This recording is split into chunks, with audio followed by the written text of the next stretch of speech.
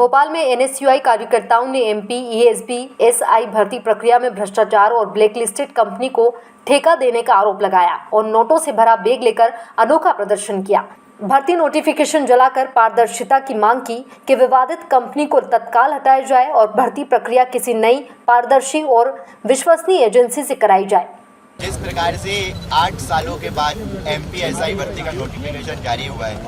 उस भर्ती परीक्षा को कंडक्ट करवाने के लिए मध्य प्रदेश सरकार का जो एम्प्लॉय सिलेक्शन बोर्ड है, उसने जिस कंपनी को ठेका दिया है एफटेक लिमिटेड, वो इसके पहले भी कई प्रकार की डेटा लीक, पेपर लीक जैसे मामलों में अलग अलग राज्यों में ब्लैकलिस्टेड पहले भी रह चुकी है। और इस प्रकार की ब्लैकलिस्टेड कंपनी को एक तो आप 9 साल के बाद भर्ती लेके आते हैं, उस भर्ती प्रक्रिया को आप इतना जटिल बना देते हैं कि आईपीएस बनना आज की डेट में मध्य प्रदेश में आरक्षक या फिर प्रधान आरक्षक या फिर सब इंस्पेक्टर बनने से उसकी जो प्रक्रिया है कई ज़्यादा आसान है। जिस प्रकार से भर्ती परीक्षा में एक तो 9 सालों के बाद सिर्फ 400-500 पद सरकार लेके आई, जबकि पड़ोसी और सीमांत राज्यों में हर साल 1000-1100 पद कहीं ना कहीं वहाँ की सरकारें लेके आ रही है।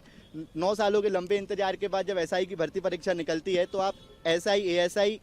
कांस्टेबल समेत सभी का ठेका आप एफटेक कंपनी, जो कि एक ब्लैकलिस्टेड मानी हुई ब्लैकलिस्टेड कंपनी है भारत में, उसके विभिन्न राज्यों में विभिन्न संस्थाओं द्वारा बार बार उसको ब्लैकलिस्ट करा दिया गया है। उस पर कई प्रकार के आरोप हैं कि डेटा लीक किया उन्होंने, पेपर लीक किया उन्होंने। ऐसी ब्लैकलिस्ट कंपनी को ठेका अगर एम्प्लॉय सिलेक्शन बोर्ड दे रहा है, कर्मचारी चयन मंडल ने दिया है, तो कहीं ना कहीं वो सरकार की मंशा को दर्शाता है कि कहीं ना कहीं की एसआई में कोई बड़े लेवल की घपलेबाजी, घोटालेबाजी करने की तैयारी है। उसी लिए हम आज सांकेतिक तरीके से यहाँ नोट लेके बैठे थे।